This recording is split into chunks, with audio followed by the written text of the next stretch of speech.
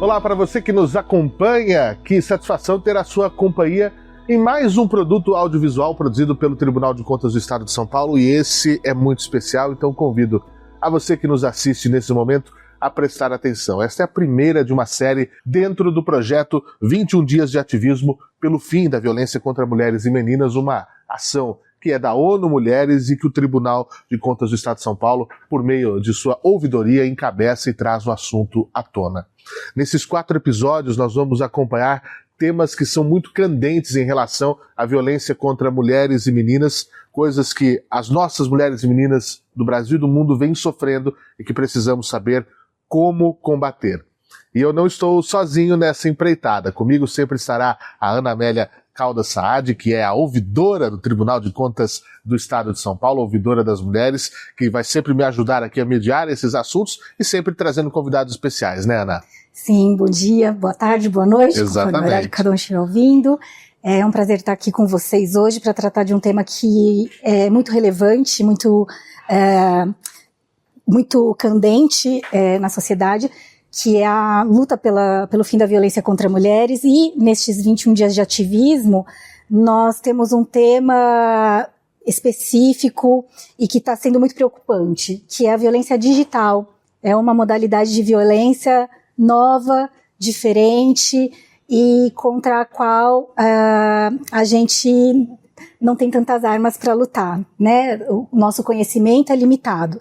E é por isso que a gente quer contar hoje com a parceria de colegas que atuam em áreas específicas, como a área de tecnologia da informação, que é o Fábio Xavier, nosso diretor de tecnologia da informação do Tribunal de Contas. Muito bem, portanto, o nosso convidado já está apresentado pela Ana Amélia. O Fábio Xavier é diretor do Departamento de Tecnologia da Informação do Tribunal e é um estudioso de vários assuntos, né, Ana, dessa área da TI que permeia todo o nosso viver e o nosso ser, onde quer que nós estejamos. Nós aqui no tribunal, você na sua atividade, na sua casa, hoje tudo é digital.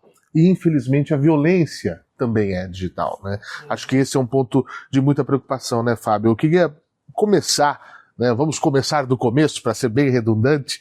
Esse conceito de violência digital, ele é novo para muitas pessoas. Até quando a Ana trouxe o assunto, né, me apresentou, eu confesso que eu fui dar uma olhada, porque realmente é algo novo. Ou será que é uma sensação que a gente tem também? Como é que você explicaria para a gente essa situação, essa forma de violência, e por que tem crescido tanto nos últimos anos?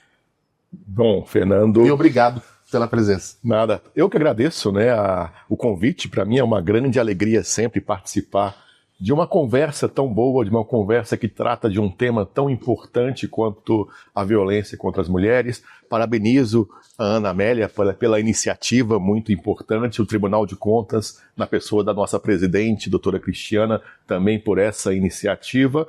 E, como eu disse, para mim é uma honra e uma grande alegria estar aqui falando sobre um tema que é muito importante e que a gente tem que falar mesmo, falar sempre, para deixar as pessoas cada vez mais esclarecidas sobre esses temas, porque, como você mesmo disse, é um tema muitas vezes novo, que as pessoas não têm tanto conhecimento, né?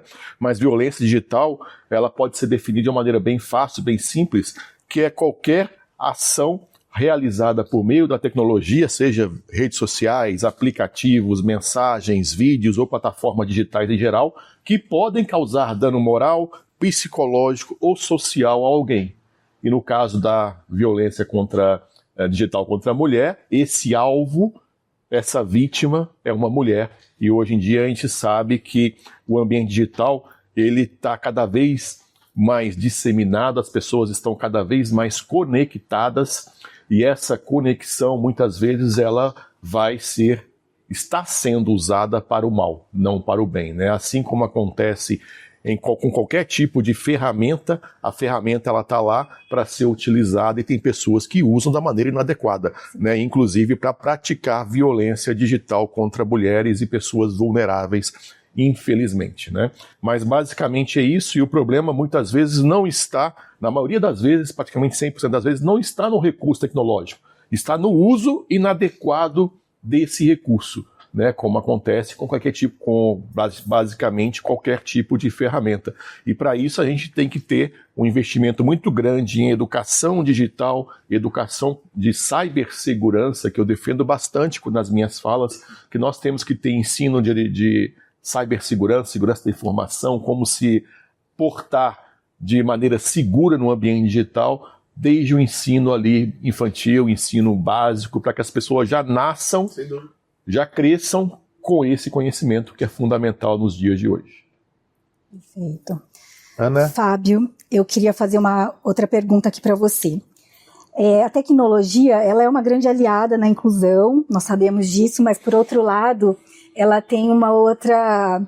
Ela é uma faca de dois gumes, digamos assim, né? Porque ela é uma fronteira de vulnerabilidade, né?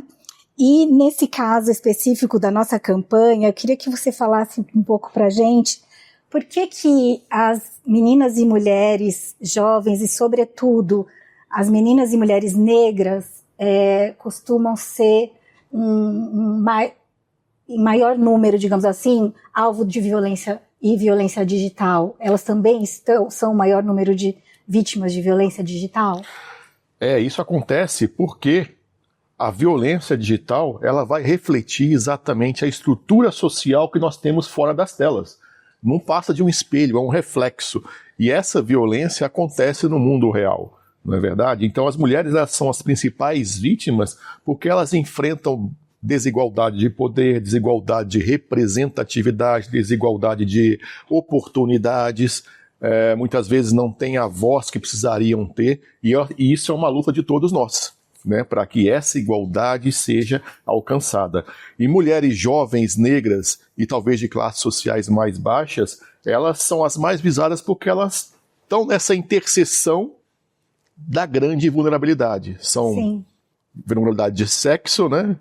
De gênero, vulnerabilidade de raça e de classe social. Então, são as vítimas maiores desse tipo de violência, né? E justamente porque reflete a estrutura que nós temos hoje no mundo real. Um fato. Falando da tecnologia, você, Fábio, e levanta uma bandeira, e é uma coisa muito necessária, de defender que a tecnologia ela tem um propósito, ela tem que servir ao bem comum. Quando a gente fala, né, dos nossos smartphones, hoje nós temos aqui equipamentos de gravação muito mais portáteis, mais potentes, né? Antes a gente tinha microfones gigantescos, hoje, olha, parece um botãozinho, né, na nossa roupa, é um broche, né? Hoje nós temos a tecnologia para tanta coisa, né? Deveria servir realmente para isso, para a evolução da humanidade, mas a gente vê o uso, né, da tecnologia às vezes para uma involução, uma coisa que é completamente absurda. Como que o uso ético da tecnologia e da IA, a inteligência artificial, que tem esses deepfake que são feitos, essas montagens que são feitas, né? Como é que isso pode, de maneira ética, o uso dessas ferramentas ajudar a proteger as mulheres e também a reduzir essas desigualdades no ambiente digital? Porque nós também temos desigualdade no ambiente digital. Temos, sem dúvida, né? E a tecnologia ética, eu defendo bastante o uso da tecnologia para o bem da sociedade, para o bem da humanidade. E a tecnologia ética a gente pode definir aquela que é desenvolvida e aplicada com um propósito social, com transparência, com responsabilidade, privilegiando realmente a isonomia, né, e a disseminação das coisas boas. Imagina, né, a gente consegue imaginar hoje como seria a vida sem a internet, sem o smartphone? Não, trouxe para a gente muitos benefícios, muitas coisas boas, mas são ferramentas. E as ferramentas elas podem ser usadas também para o mal, como usam bastante, né? A inteligência artificial, por exemplo, ela hoje está disseminada, né? Eu costumo falar que a grande sacada da OpenAI com o ChatGPT foi democratizar a IA, colocou a IA na mão de todo mundo, e isso foi fundamental. Trouxe coisas boas, porque a gente usa para coisas que realmente geram valor para a sociedade e para a humanidade, e gerou coisas ruins, como, por exemplo, deepfakes. Hoje, com alguns segundos de um vídeo seu, de uma fala sua, você consegue colocar essa pessoa falando qualquer coisa que você queira, em qualquer língua, com qualquer duração, usando seu rosto, seus trejeitos, sua entonação de voz. Fica quase imperceptível a diferença. né? Então a gente tem que ter um desenvolvimento muito grande do nosso senso crítico. Uma regra que a gente costuma falar bastante é, se alguma coisa que você receber, principalmente pelas redes sociais, o WhatsApp, se te deixar muito bravo, se te deixar muito indignado, pare, pense, respire um pouquinho, porque pode e avalie se aquilo realmente é verdade ou não, né? Vá numa fonte primária, volte lá para o antigo e bom Google para procurar a fonte daquela informação, porque às vezes pode ser apenas uma fake news, uma notícia falsa criada, porque essas notícias falsas, deepfakes e afins, geram muito engajamento nas redes sociais. As pessoas estão atrás de cliques, né? E quanto mais revoltante for a informação, a notícia ou o vídeo, mais engajamento vai dar isso, né? Se você divulgar uma coisa boa, um vídeo bom, você não vai ter tanto engajamento quanto um vídeo revoltante, né? E isso que gera essa disseminação, muitas vezes, muito grande de informações falsas. Então nós temos que desenvolver novamente, desde a escola primária, um senso crítico nas pessoas, que elas possam parar, respirar e avaliar se aquela informação que estão recebendo por diversas fontes, se ela realmente é real ou se ela é apenas um fato criado. Faz todo sentido, né? A gente está acostumado com a segurança que o jornal nos dava, né? Mas a internet não é bem assim, né? Não é tão segura. Um dos tipos que são mais recorrentes de agressão online e que nos interessa aqui para os 21 dias de ativismo é o assédio online. Eu queria saber de você como é que normalmente se manifesta o assédio online, como identificar um assédio online e quais os danos que ele pode produzir e desencadear para as vítimas, né, para as mulheres e meninas que são alvos desse assédio. E se me permite uma parte, né? Sempre começa com uma relação de confiança falsa, né? Você acredita. Nesse meio digital também tem uma preocupação no acreditar, né? Como a gente falou, você está ouvindo uma voz que foi gerada por IA, você acredita que aquilo é a pessoa, né? Passa por isso também. Em que canais às vezes acontecem, porque essa sensação de segurança, foi super oportuno que você disse, ela acontece normalmente em alguns canais que a gente acessa, então jogo online, rede social, né? Então, como é que isso acontece na prática? E para quem muitas vezes, né, pai ou mãe está nos assistindo, não faz ideia, né, que existem esses ambientes virtuais que são muito dos jovens. E muitas vezes, né, vai perceber só quando está muito avançado já esse quadro de assédio. Já aconteceu alguma coisa horrorosa. Exatamente. Mas basicamente é qualquer tipo de violência digital que aparece em forma de mensagens ofensivas, ataques em massa, chantagens, né, perseguição, manipulação emocional. Então, um exemplo, né? Hoje tem bastante, infelizmente, tem pedófilos por aí que utilizam do mundo virtual para atrair crianças, adolescentes, se passando também por um adolescente e por uma criança, e aí começa a conversar, ganha a confiança dessa criança, desse adolescente, e aí começa a pedir, me manda uma foto sua de tal jeito, sem camisa, e a partir daí, quando a criança ou a adolescente manda essa foto, ganha confiança, ele pode evoluir para uma chantagem, falando, por exemplo, olha, se você não me mandar uma foto agora mais ousada, eu vou divulgar a sua foto nas redes sociais, você vai ficar... Vou contar para os seus pais. Exatamente. Então vejam, a coisa pode começar com uma conversa inocente, num aplicativo de rede social, num aplicativo de jogo que permite que você tenha ali uma interação com outros jogadores. E isso pode começar de forma inocente, aparentemente, e evoluindo numa escalada que vai chegar num dano psicológico muito grande para aquela pessoa. Ao ponto de, já aconteceram vários casos de pessoas, de crianças e adolescentes que acabam até, infelizmente, se matando porque não aguentam essa pressão. Então os pais têm que estar realmente muito atentos a qualquer tipo de mudança no comportamento das pessoas, dos seus filhos, né? E verificar o que seus filhos fazem online. E isso é importantíssimo, porque é função nossa como pais proteger nossas crianças, né? Posso fazer uma pergunta Claro. dentro desse tema, que eu acho que é bem oportuno?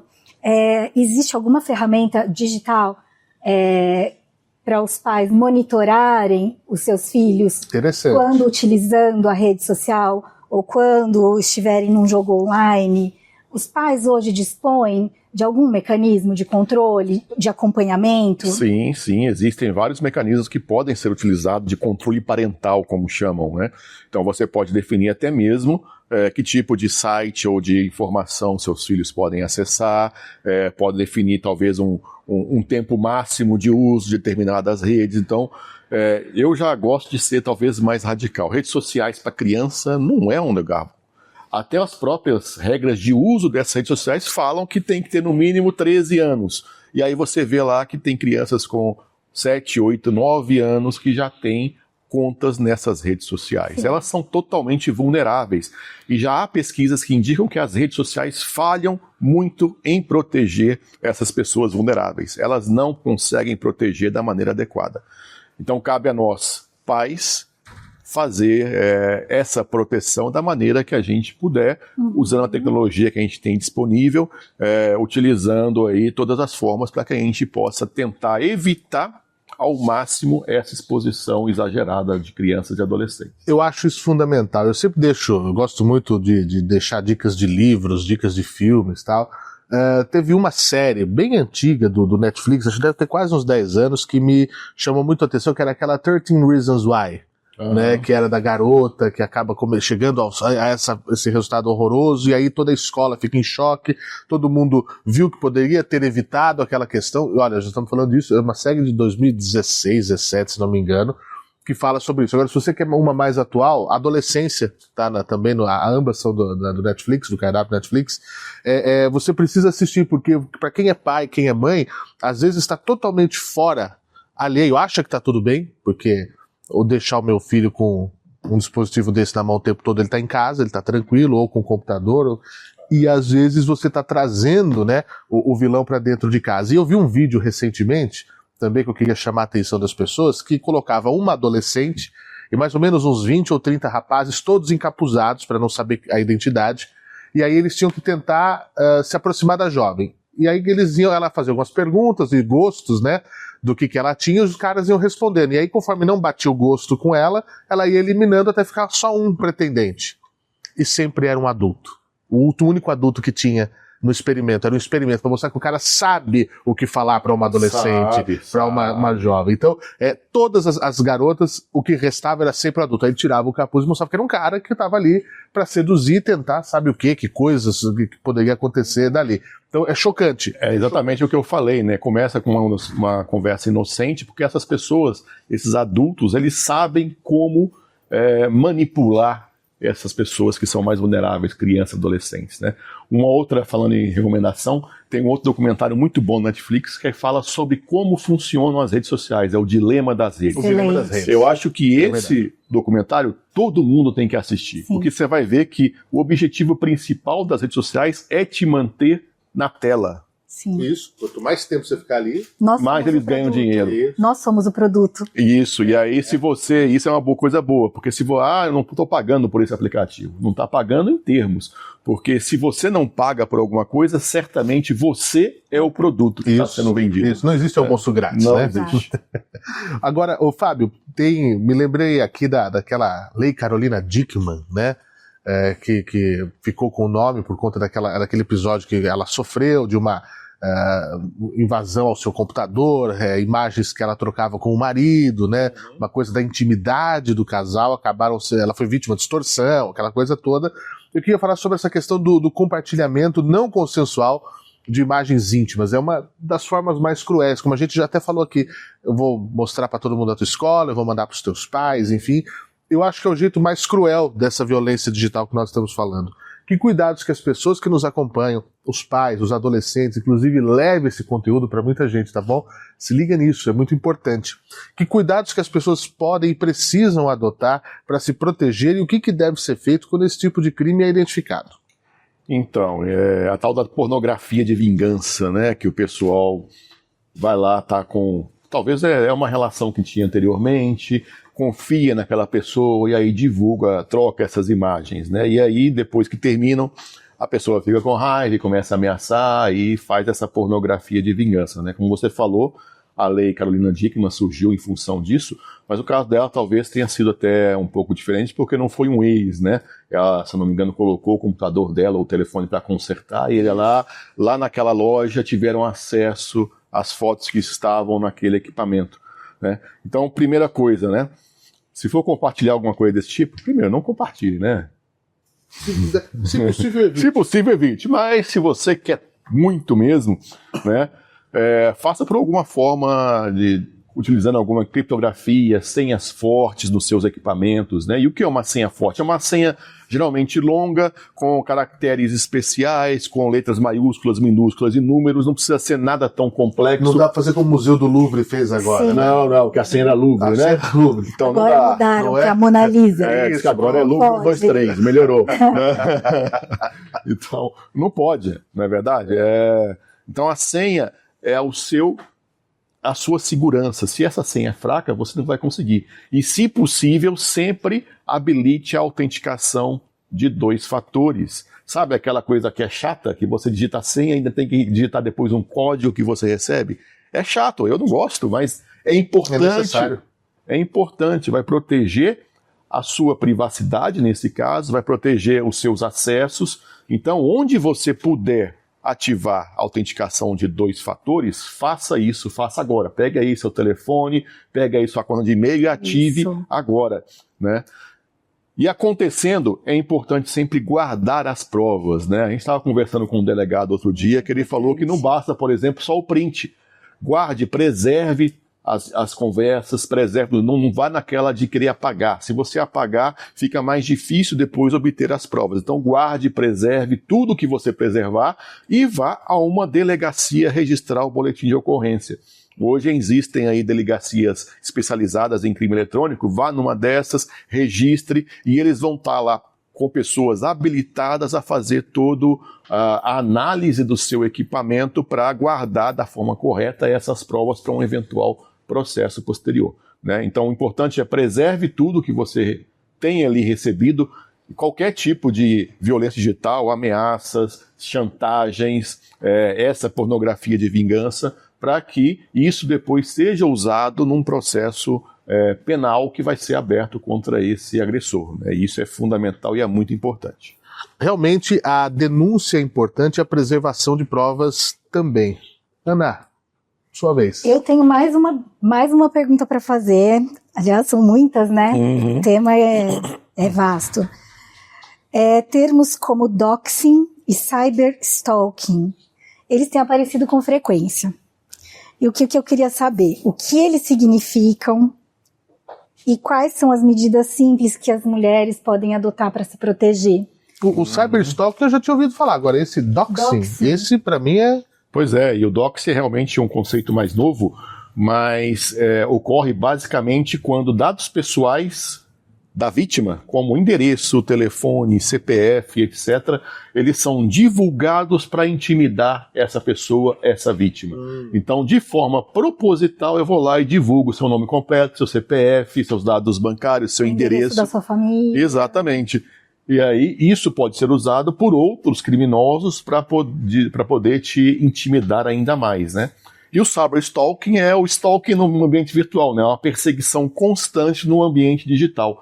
Então é aquela pessoa que fica atrás de você o tempo todo, te mandando mensagens indesejadas, fazendo realmente uma perseguição ali no ambiente virtual. Então, são coisas que hoje, infelizmente, têm crescido bastante e algumas dicas simples são bem importantes. Primeiro, né?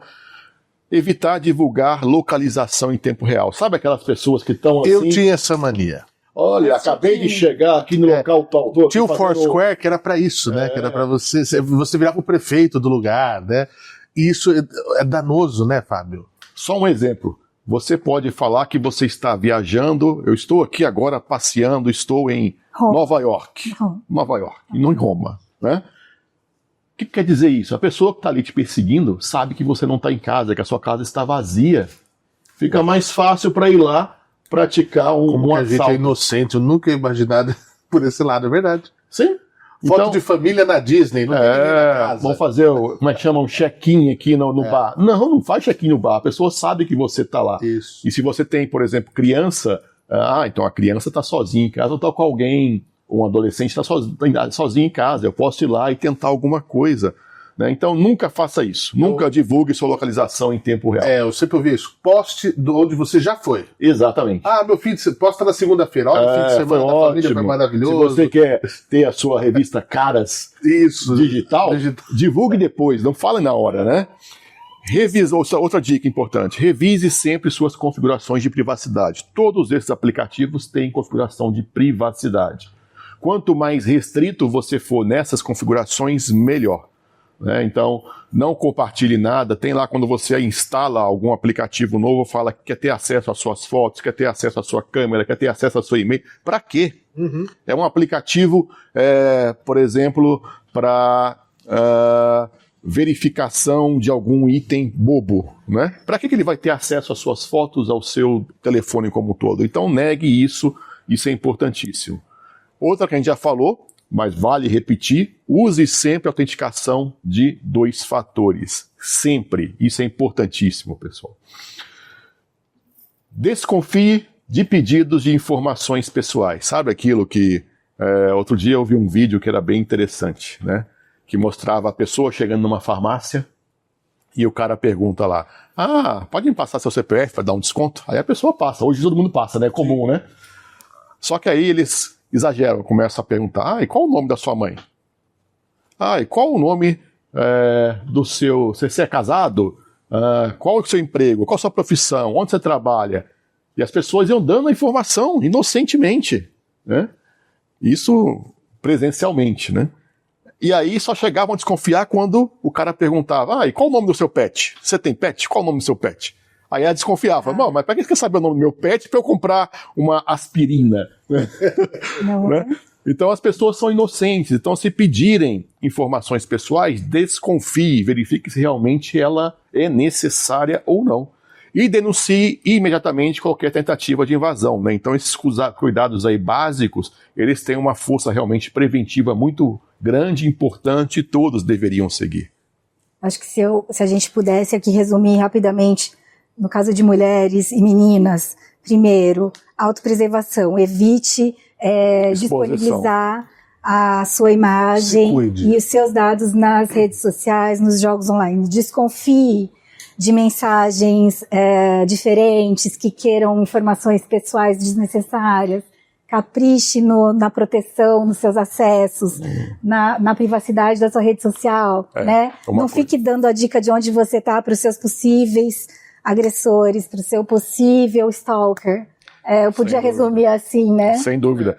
E para resumir ainda mais, é o que a gente fala geralmente no podcast, que a gente tem o podcast Bits, né? Desconfie sempre. Primeira regra de cibersegurança e segurança da informação é essa. Desconfie sempre. Não acredite de cara. E outra, né? Eu sou um grande entusiasta dos jogos. Eu gosto dos jogos eletrônicos, etc e tal. Você tem interação com as pessoas no jogo, é no jogo e acabou. Você não tem que ter interação com a pessoa fora. Não marca um encontro. Não, as pessoas já usam em geral apelidos, né, nicknames, enfim, mantenha dentro daquela realidade. Porque para mim o jogo é isso, é um momento que eu tô ali para me desligar da realidade, num momento só para fluir. Acabou, tchau, minha realidade é essa aqui, e você tem que sair, botar a cara no sol, né, encontrar pessoas de verdade, né, e aí é minha opinião também, mas eu acho que é importante, né, acho que é importante saber separar, né, as coisas nas suas devidas caixinhas.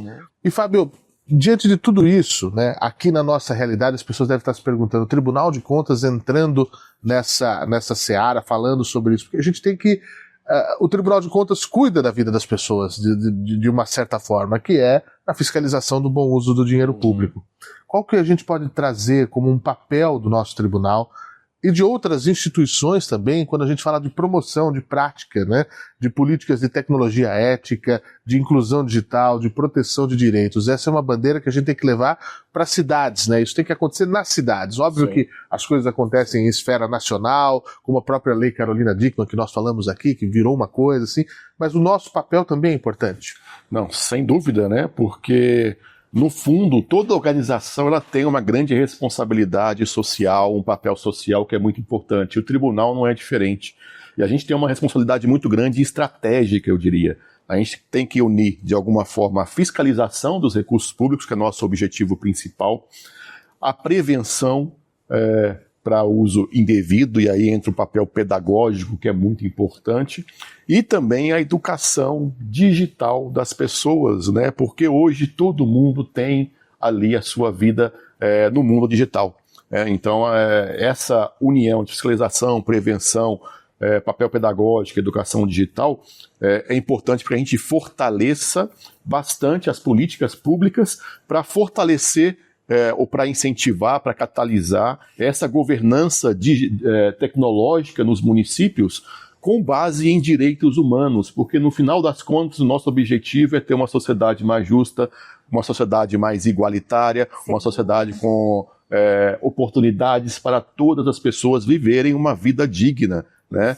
E uma pessoa que está sofrendo, especialmente mulheres e crianças que estão sofrendo violência digital, elas não vão ter uma vida digna, elas vão ter uma vida marcada por essa violência, com problemas psicológicos e que podem evoluir para uma situação ainda pior. Então, qualquer organização hoje, eu acho que tem essa responsabilidade social de trazer a mensagem, de trazer informação para que as políticas públicas elas sejam feitas para proteger as pessoas, especialmente as pessoas que são mais vulneráveis. E nessa direção, então, qual o papel do homem? Qual é o papel do homem nesse cenário de construção de um ambiente digital mais saudável, mais seguro?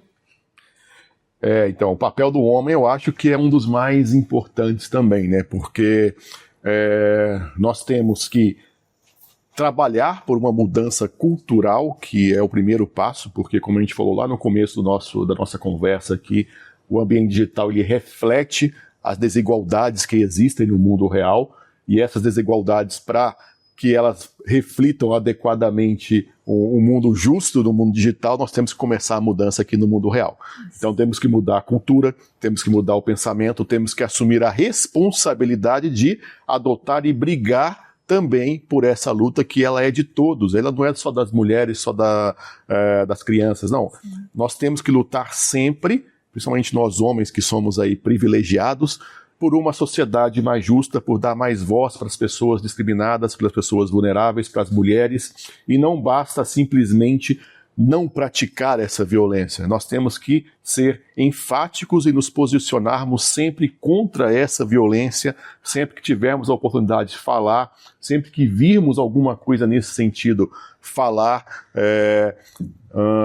e tentar sempre impor que a sociedade ela tem que ser uma sociedade mais justa, com uma igualdade de gênero, e também isso acaba sendo uma expressão de liderança fundamental para que nós possamos cada vez mais lutar pelos direitos de todos.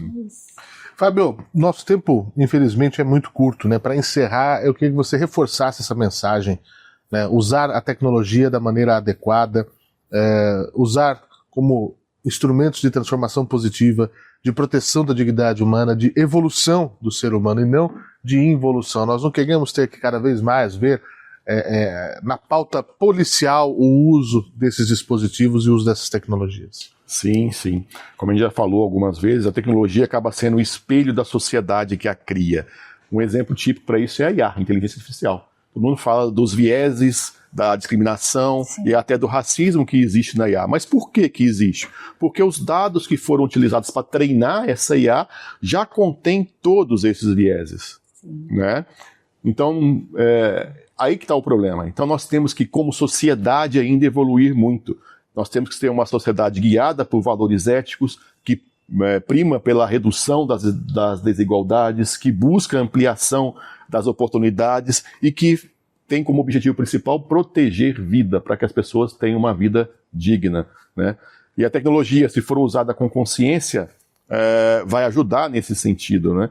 Então, como sociedade, a gente precisa ainda trabalhar bastante para evoluir, para andar nesse caminho que ainda, infelizmente, é muito longo. Mas nós temos que começar. Se a gente não começar a pensar e a evoluir nesse sentido, a gente vai falhar, infelizmente, como humanidade, né? Então eu defendo, para finalizar, que toda transformação digital ela seja, antes de tudo, uma transformação humana.